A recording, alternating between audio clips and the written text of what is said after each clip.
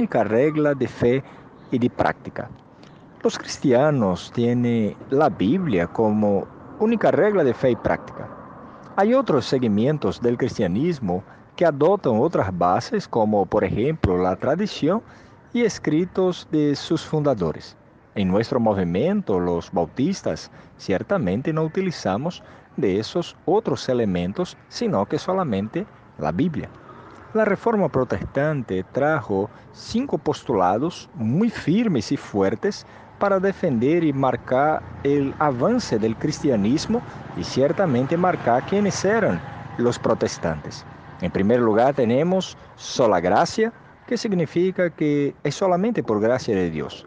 Tenemos también solo Cristo, que significa que la salvación es solamente por Cristo. Sola fide, que significa una sola fe. Sola escritura, que significa solamente las escrituras, y solo Dio gloria, que significa que glorias deben ser dadas solamente al Señor. Es interesante también percibir que si sacarmos la palabra de Dios del cristianismo o si aceptarmos otros embasamentos, quedaremos muy vulnerables y inseguros y ciertamente sin dirección. La iglesia es como un tren que está en camino de una tierra prometida.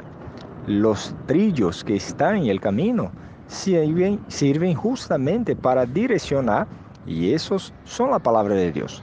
La garantía de que vamos a llegar en seguridad y que estamos en el camino correcto es justamente la palabra. Por eso es importante que observemos que la palabra de Dios ella tiene algunas funciones para nos ayudar en la vida cristiana. El primer de ellos es alimentarnos espiritualmente. El escritor de Hebreos en el capítulo 5, versículo 12 al 14 dice, pues con efecto, cuando debieseis ser maestros, atendiendo al tiempo decorrido, tienes nuevamente necesidad de que alguien vos enseñe algo nuevo. ¿Cuáles son los principios elementares de los oráculos de Dios? Así vos tornaste como necesitados de leche y no de alimento sólido. Ahora, todo aquel que se alimenta de leche es inexperiente en la palabra de justicia porque es niño. Pero el alimento sólido es para los adultos, para aquellos que por la práctica tienen sus facultades ejercitadas para discernir no solamente el bien, sino que también el mal.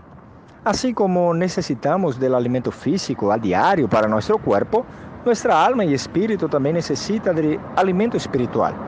Algunos no crecen espiritualmente porque quedan se alimentando solamente con leche, pero la cita dice que necesitamos también de algo sólido para nuestro mantenimiento. La leche es para los niños inexpertos. El sólido es para los adultos espirituales que van perfeccionando su caminada, discerniendo el bien y el malo. Hasta que el autor de Efesios capítulo 4, versículo 13 y 14 dice, hasta que todos lleguemos a la unidad de la fe y del pleno conocimiento del Hijo de Dios, a la perfecta varonilidad, a medida de la estatura de la plenitud de Cristo, para que no más seamos como niños que van llevados de un lado a otro y llevados por viento de doctrina, por la artimaña de los hombres que por su astucia inducen al error. El blanco del crecimiento espiritual es llegar a la medida de la plenitud de Cristo, no sernos llevados por cualquier movimiento o cualquier doctrina. Por eso la palabra de Dios es fundamental para el alimento y para el crecimiento espiritual. En segundo lugar, la palabra de Dios como única regla de fe y práctica tiene como beneficio ser una guía en nuestras decisiones. Deuteronomio capítulo 5, versículo 29 dice, quien diera que ellos tuviesen tal corazón, que tuviesen temor y guardasen todo el tiempo sus mandamientos para que les fuese a ellos y a sus hijos por siempre. En Deuteronomio capítulo 6, versículos 24 y 25 leemos, el Señor nos ha ordenado que obedezcamos a todos sus decretos y que temamos a Él, pues Él es nuestro Dios, para que siempre fuésemos bien sucedidos y que fuésemos preservados en vida, como hoy se puede ver. Y si nosotros nos aplicarmos a obedecer la palabra de la ley del Señor, nuestro Dios, conforme Él nos ha dado, esta será nuestra justicia. El Salmo 109, versículo 105 dice, lámpara para mis pies es tu palabra y lumbrera mis caminos. La palabra de Dios entonces es como una especie de guía en el momento de las decisiones, porque contiene instrucciones, principios, preceptos y normas que nos ayudarán día en día. Nuestro corazón es engañoso y tiene la tendencia para lo que es malo. La Biblia dice que eso viene en razón de la vieja naturaleza. La palabra de Dios nos ayuda a entender y discernir el bien y el mal, por eso ella es llamada de nuestra justicia. Nuestro deber es aplicar y obedecer la palabra y así viviremos en el centro de la voluntad de Dios y ciertamente seremos bendecidos. La tercera verdad que podemos aprender sobre tener la Biblia, sobre nuestra regla de fe y práctica, es que ella se torna la base de nuestra doctrina. Efesios capítulo 4, versículo 14, el apóstol Pablo dice, para que no más seamos como niños, llevados de un lado a otro, llevados por cualquier viento de doctrina, por la artimaña o maldad de los hombres y por la astucia de los que inducen el error.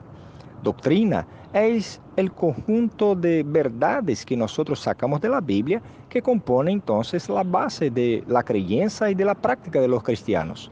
Algunos llaman esas verdades de justamente declaraciones de fe.